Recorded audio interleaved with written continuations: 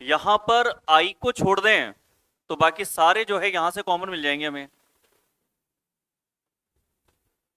कल मैंने ये रूल बताया भी था कि या तो दोनों में कॉमन होगा तो कॉमन कोड हो जाएगा, और या फिर जिसका पूछा है उसको छोड़ के बाकी सारे कॉमन है।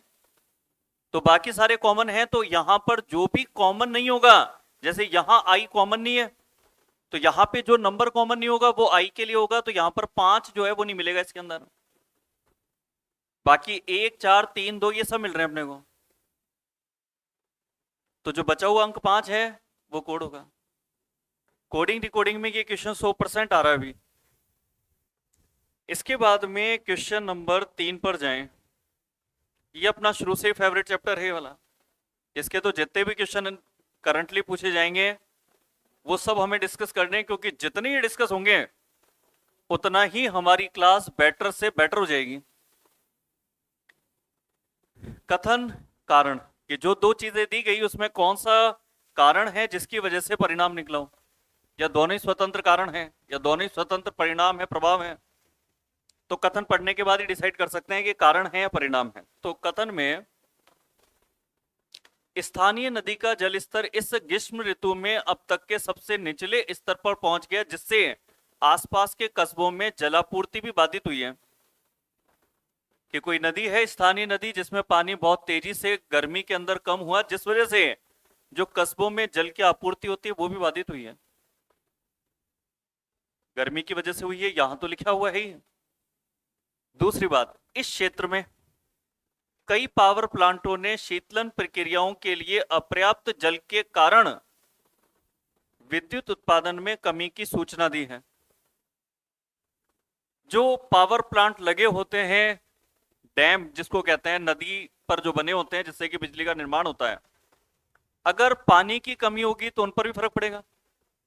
यानी कि अगर यहां पर लिखा है कि इस क्षेत्र में कई पावर प्लांटों ने शीतलन प्रक्रियाओं के लिए अपर्याप्त जल के कारण विद्युत उत्पादन में कमी की सूचना दी है, तो ये जो सूचना विद्युत की कमी की दी गई वो किस वजह से दी गई?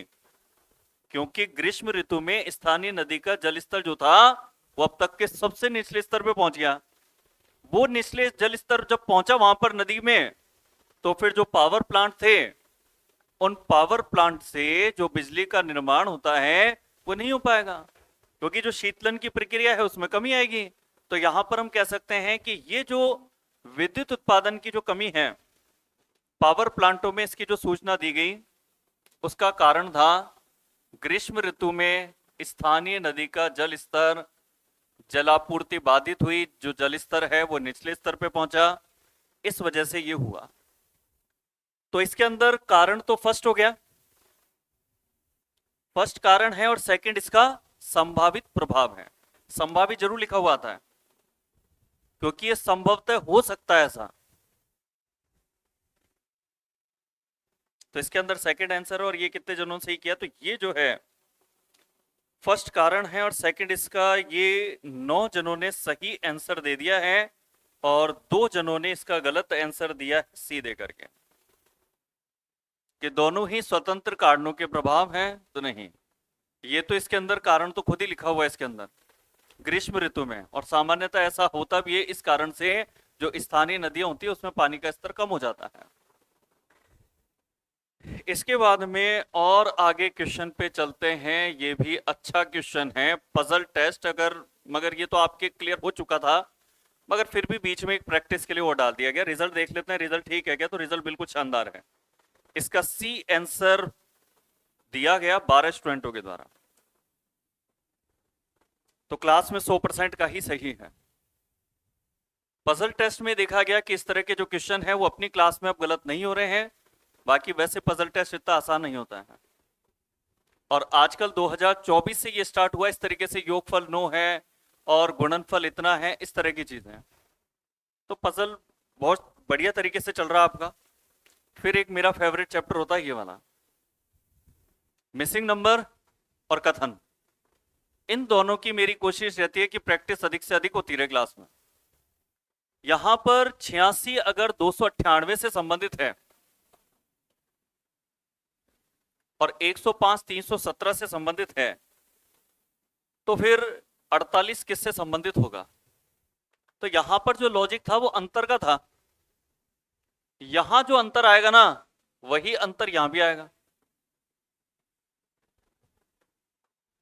दोनों में अंतर सेम है। बस ये होता है मिसिंग नंबर देख करके कभी इतना आसान क्वेश्चन की उम्मीद नहीं होती। उम्मीद उससे ही रहती है जो कल वाला क्वेश्चन दिया गया था कि वर्ग घन करके आसपास लिखा गया हो, दुगना या तिगना करके आसपास लिखा गया हो। अब यहां पे बिल्कुल ही आसान था, केवल अंतर था। और ये अंतर कितने का ही है? 212 का है।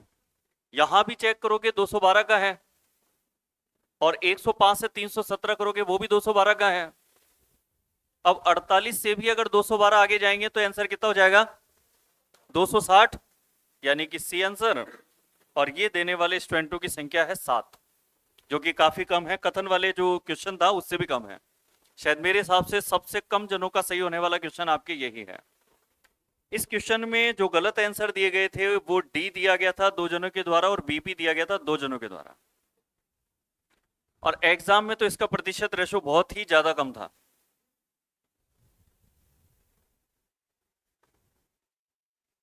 तो अब इस पेपर के बाद में अब बढ़ते हैं अगले चैप्टर पे। अगले चैप्टर में अब हमारे जो पार्ट स्टार्ट होगा उसको कहते हैं नॉन वर्बल।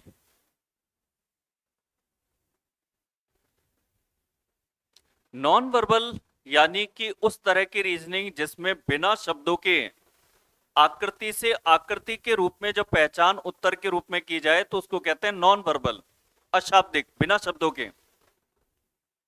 आकृति से दूसरी आकृति पहचानने के लिए मुख्य प्रश्न जो पूछा जाता है एग्जाम में वो होता है दर्पण प्रतिबिंब, की इस आकृति का दर्पण में प्रतिबिंब देखेंगे तो क्या होगा। और ये पी क्यू रेखा एक दर्पण लगी हुई है यहाँ पे।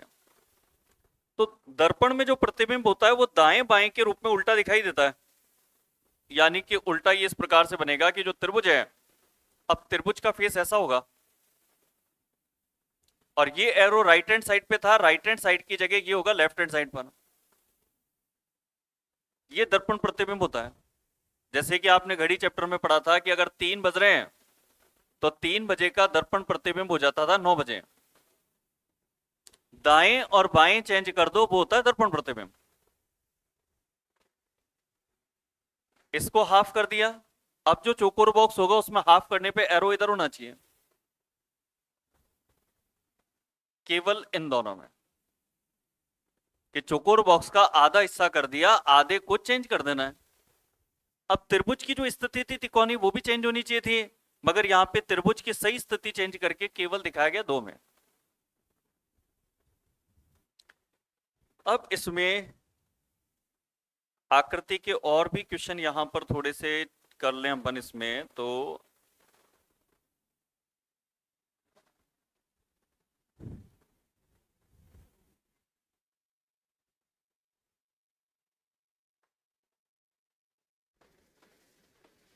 ये वाला क्वेश्चन है, जैसे इस वाले क्वेश्चन के अंदर एरो जो है वो चल रहा है इस तरीके से, यानी कि 2 बजे 1 बजे के रूप में है, और हम जानते हैं 2 बजे का होता है 10 बजे, यानी कि एरो जाएगा 10 बजे, मतलब इस तरीके से। जिसमें भी मुख्य एरो इस तरीके से जाएगा वही हमारा आंसर होगा, और ये जा रहा है सी के अंदर।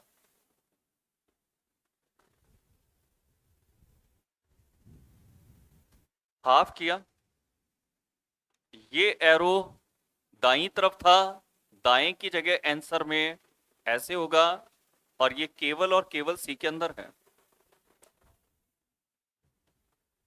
कोई भी बॉक्स में आकृति अगर आती है तो आपको केवल इसके दाएं बाएं चेंज करने, ये दायां है और ये बायां है। अगर मैं यहां पर कोई भी डिजाइन अगर बनाता हूं तो वो अब दाएं की जगह आंसर में अगर चुननी है तो वो आपको इधर दिखाई देगा। और अगर कोई डिजाइन इस जगह बनाता हूं लाइन, तो ये क्योंकि बाईं तरफ बनाई है तो अब जो दर्पण प्रतिबिंब है उसमें ये दाएं दिखाई देगी। अगर इस लाइन के अंदर एरो भी दाएं या बाएं को इंडिकेट करता तो फिर ये एरो अगर दाएं को इंडिकेट करता तो आंसर में ये किधर इंडिकेट करता? बाएं हाथ की तरफ को। और अगर दाएं बाएं इंडिकेट नहीं करके ये अगर शो करता ऊपर नीचे को, तो इसमें कोई चेंजेस नहीं होगा, क्योंकि मिरर इमेज में केवल दाएं और बाएं चेंज होते हैं। ये एरो तो एज इट इज बनेगा ऐसे। तो हर प्रश्न में हाफ करके इन दोनों को इंटरचेंज कर देना है। अब यदि ऐसा हो कि अगर कोई पूरी शेप बनी हुई है यहां पर इस तरीके से गोल बना है, अब इसका अगर हमें करना है मिरर इमेज अगर, तो यहां पर गोल आकृति का गोल रहेगा, मगर लाइन अगर भरी हुई है दाईं तरफ, तो दाएं की जगह ये जो लाइन है अब वो कहां दिखाई देगी, बाईं तरफ। अगर ये लाइन इस तरीके से है तो चेंज नहीं होगी, अगर इस तरीके से है तो चेंज नहीं होगी, मगर लाइन अगर ऐसे हुई तो चेंज होगी, क्योंकि ये इंडिकेशन है दाईं तरफ का, और अब दाएं की जगह ये लाइन इधर दिखाई देगी बाईं तरफ। तो लाइनों में ये चेंज नहीं होती, मिरर में ये चेंज नहीं होती, मगर ये चेंज होती है। जैसे कि ये चेंज हुई है, देखो ये वाली, और ये आंसर हमने किया सी वाला। दर्पण प्रतिबिंब में जो मुख्य मुख्य चीज है उसको थोड़ा सा मैंने यहां बना के समझाया। अब कोशिश करेंगे तेजी से प्रश्नों को हल करने की। तो प्रश्न में ये प्रश्न पे हम आए,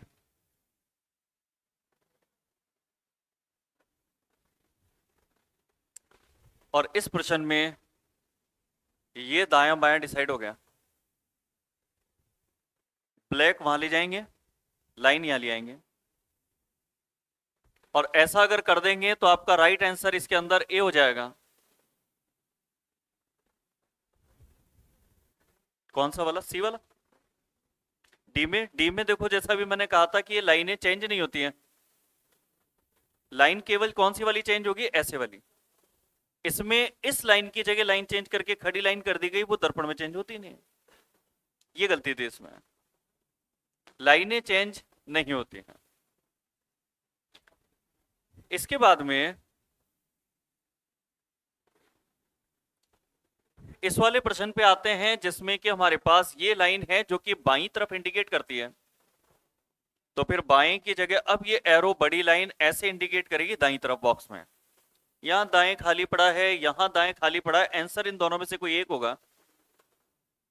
अब दोनों में से कौन सा होगा, तो जब अपन हाफ करेंगे ना इसका, तो गुणा दाएं की जगह इस वाले हिस्से में दिखना चाहिए गुणा। और जब हाफ करेंगे और गुणा को देखेंगे कि दाएं वाले हिस्से से बाईं तरफ आ जाए, तो वो आपको मिलेगा इन दोनों में से बी के अंदर, क्योंकि इसमें तो गुणा आपके इस हिस्से में था दाईं तरफ। अब दाएं के दाएं नहीं रह सकता, दाएं से बाएं होना चाहिए, और बाएं होना चाहिए, तो आंसर इसके अंदर जाएगा बी वाला। एक और अगले क्वेश्चन से समझना, क्योंकि हर क्वेश्चन के अंदर हमें करना तो यही है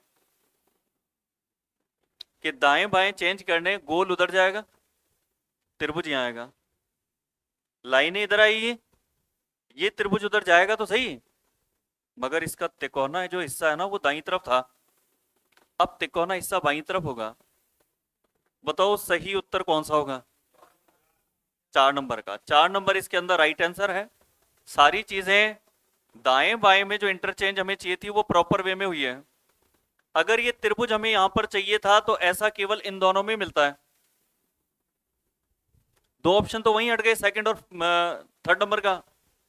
अब इन दोनों में से आंसर वो होगा जिसमें कि ये लाइनें सेम नहीं रहनी चाहिए। कि लाइनें दाएं के दाएं दिखा रहा है तो गलत है, दाएं से बाएं आ जाए, दाएं से बाएं आ जाए तो फिर आंसर सही हो जाएगा 4th नंबर का।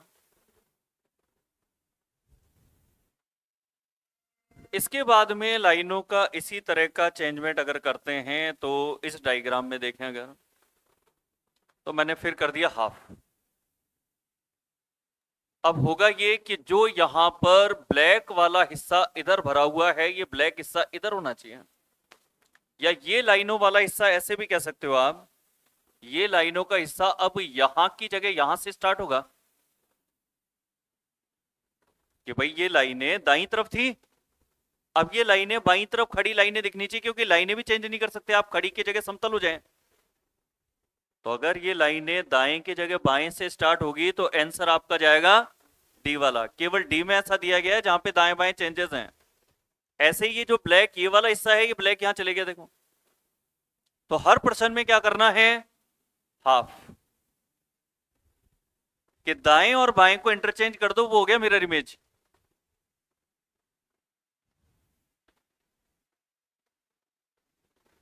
त्रिभुज दाईं तरफ दिख रहा है ना, ये त्रिभुज बाईं तरफ आएगा। और त्रिभुज अगर बाईं तरफ आएगा तो ऐसा दो ऑप्शन में है, नीचे के दोनों ऑप्शन में। अब त्रिभुज अगर इधर आया है तो जो चौकोर है वो चौकोर उधर जाएगा, और चौकोर यदि उस साइड पर जाएगा तो दोनों में से राइट आंसर कौन सा हो जाएगा। हर दर्पण प्रतिबिंब के प्रश्न में यही करना है, दिए गए प्रश्न को हाफ करके इंटरचेंज।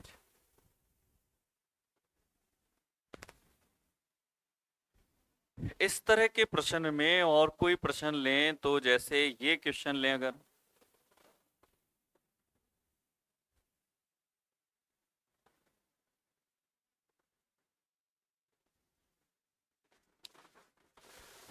एरो की जो कंडीशन है, ये दाएं की जगह ये एरो बाईं तरफ हो जाना चाहिए।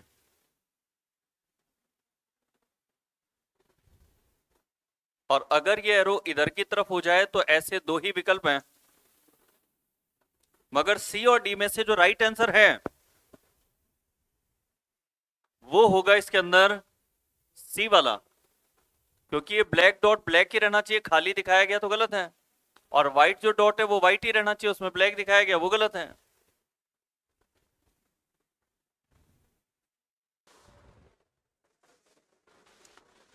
जैसे अब दर्पण प्रतिबिंब अपन ने किया वैसे ही करेंगे जल प्रतिबिंब।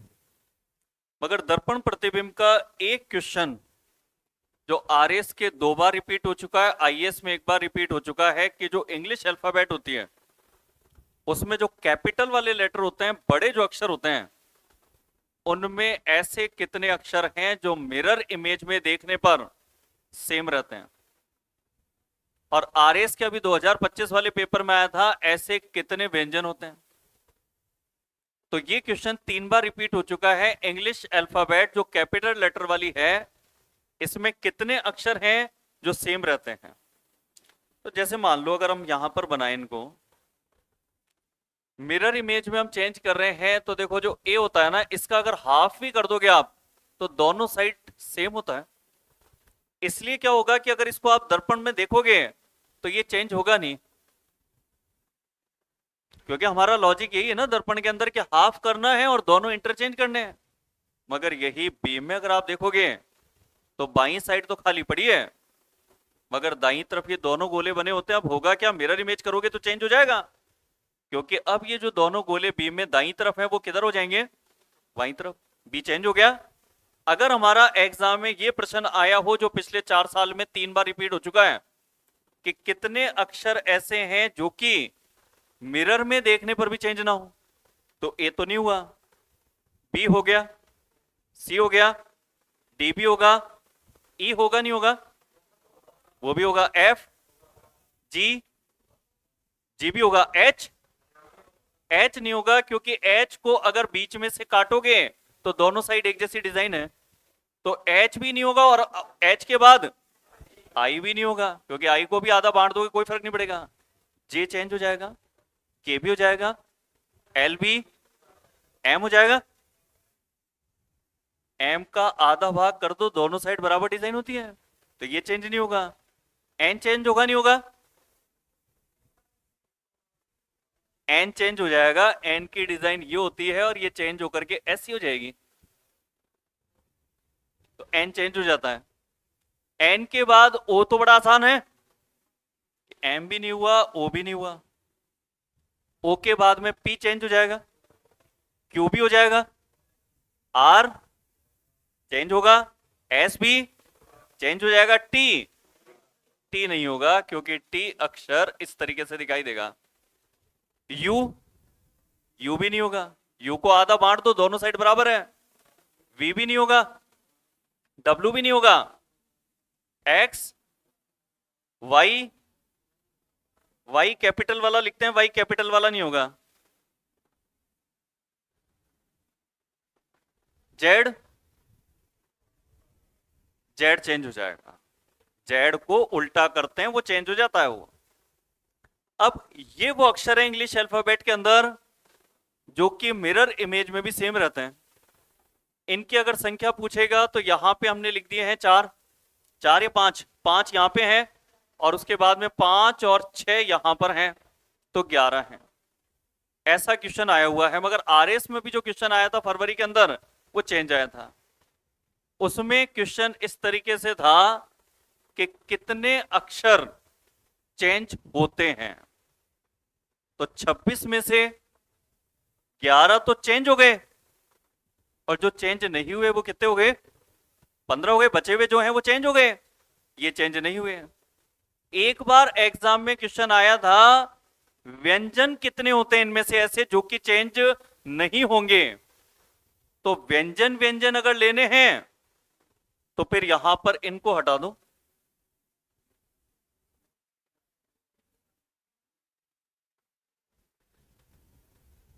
अगर 11 में से 1 2 3 4 हटा दिए तो फिर आंसर कितना रह गया? 7। ये 3 प्रश्न एग्जाम में सेम थीम पर आ चुके हैं और पिछले कुछ 4 सालों में आ चुके हैं। बस एग्जाम दोनों ही आईएएस और आरएस यानी यूपीएससी वाले जो एग्जाम थे उस तरह के एग्जाम में ये क्वेश्चन आए हुए हैं। मगर कभी भी रिपीट आपको देखने को मिल सकते हैं क्वेश्चन। एसएससी रेलवे के एग्जाम में तो इनके चांसेस 0 हैं, आने के कोई चांसेस नहीं है। मगर कोई स्टेट भर्ती निकलती है जैसे पटवारी वगैरह के एग्जाम हो रहे हैं, कोई राजस्थान पुलिस का एग्जाम हो रहा है, इनमें आने के चांसेस बनते हैं इन क्वेश्चनों के।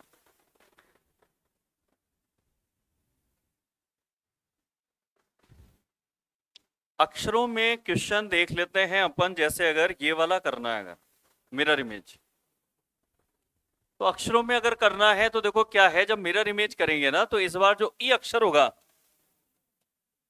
वो हमें सबसे पहले दिखेगा, क्योंकि दाईं तरफ का पहला अक्षर जो है ना वो बाईं तरफ सबसे पहले दिखेगा। पूरे को कभी ना बनाएं, ऑप्शन देख के हल करें इन प्रश्नों को। तो ये क्वेश्चन 15 सेकंड के होते हैं। जैसे हमने केवल ई को चेंज किया, ई का सही हमें किस ऑप्शन में मिला? डी में। ऐसे ही हम यहां पर एल को चेंज करेंगे तो ये हमें मिलता है 2 में। अब इसको चेक मत करना, अब इसको चेक करना इनको। जैसे जहां जाके फर्क मिले बस उससे आंसर डिसाइड कर देना इसका। प्रश्न कई बार हम क्या यहां सॉल्व करते हैं, यहां नहीं करना। यहां से एक अक्षर पकड़ना है या 2 अक्षर पकड़ने हैं। एल को पकड़ा, एल का उल्टा केवल इन दोनों में था। उसके बाद ए का चेंज नहीं करेंगे क्योंकि फायदा है ही नहीं, आर का भी चेंज नहीं करेंगे, फायदा है ही नहीं। जहां फर्क आएगा केवल उसको चेंज करना। वाई का चेंज करोगे तो चेंज होगा ही नहीं। वाई का अगर चेंज नहीं होगा तो 3 में था, यहां मत करो यहां करो। वाई टी आई तक तो फायदा नहीं है, मगर एल का करेंगे तो ये गलत हो जाएगा क्योंकि इसने एल को चेंज ही नहीं किया। आंसर इन दोनों में से वही होगा जिसमें कि यू अक्षर सही हो, क्योंकि फर्क यू अक्षर में है। और मिरर इमेज कर रहे हैं तो यू चेंज नहीं होता है, और यू चेंज नहीं होता है इसलिए इसका आंसर सी वाला है।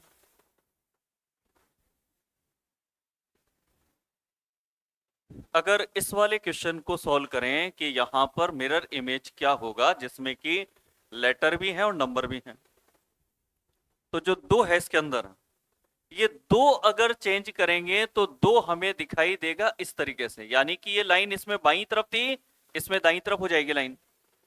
कि नीचे जो लाइन थी उससे ऊपर जो कर्व जा रहा है वो बाएं से था, मगर अब 2 में दाएं से होगा। और दाएं से होगा तो 2 हमारे पास इनमें सही है, केवल ये गलत हुआ है। 7 में यहां गलती हो जाएगी क्योंकि 7 जो है वो पलटने पर ऐसा होगा। यानी कि ये गलत हो गया, तो ये दोनों तो गलत हो गए नीचे के। इन दोनों में किस जगह फर्क है? 4 में तो नहीं है, यहां फर्क है कि ये जो अक्षर है जी, इसका मिरर इमेज क्या होगा? यही होगा मिरर इमेज। और अगर ये होगा तो फिर आंसर इन दोनों में से जो चुनने की बात थी वो कौन सा हो जाएगा? सेकंड नंबर का। तो इस तरीके से जो एक एक अक्षर हैं उनको उत्तर विकल्प में देखते हुए जहां फर्क हो केवल उन्हीं अक्षरों को चेंज करो। सभी के सभी 6 या 10-11 अक्षरों को चेंज करने की कोशिश ना करें। तो ये बहुत आसानी से सोल्व हो जाते हैं ये।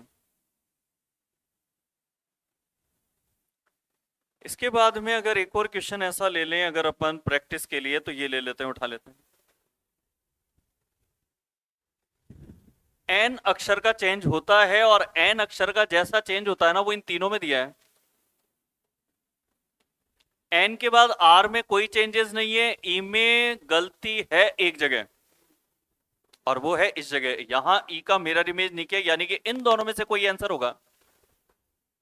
एस का क्या है, सही है, ई का क्या है, गलत है। और ई का गलत किसमें है, ए और बी में से ए के अंदर। ये गलत है, ई का चेंज ही नहीं किया उन्होंने, तो राइट आंसर बच गया केवल बी वाला।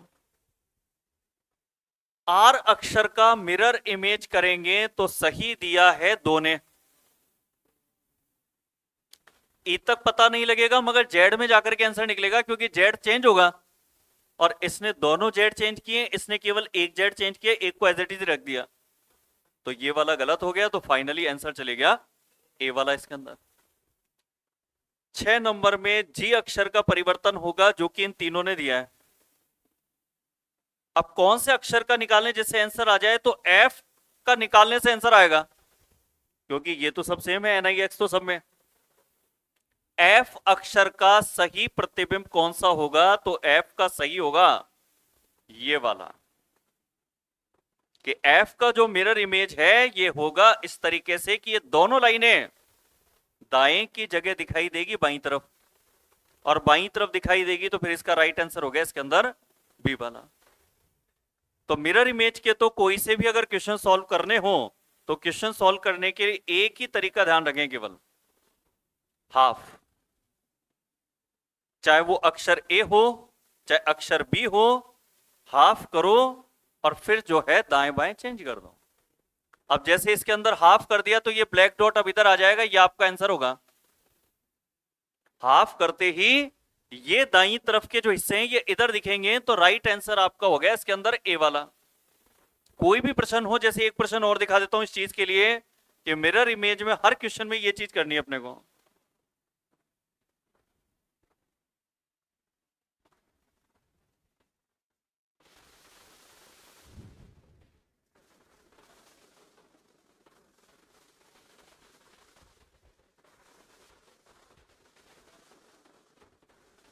ये एरो राइट हैंड साइड पे है, तो आंसर जो होगा ना उसमें ये एरो ऐसे होगा, राइट की जगह लेफ्ट।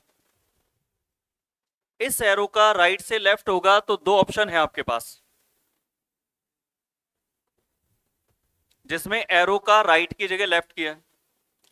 अब जेड की जो स्थिति है उसमें यहां पर ऊपर जेड में गोल दिया था, तो गोल तो आएगा, गोल आएगा, तो फिर इन दोनों में से राइट आंसर कौन सा हो जाएगा, सी वाला। तो मिरर इमेज मेरे हिसाब से क्लियर हो गया होगा।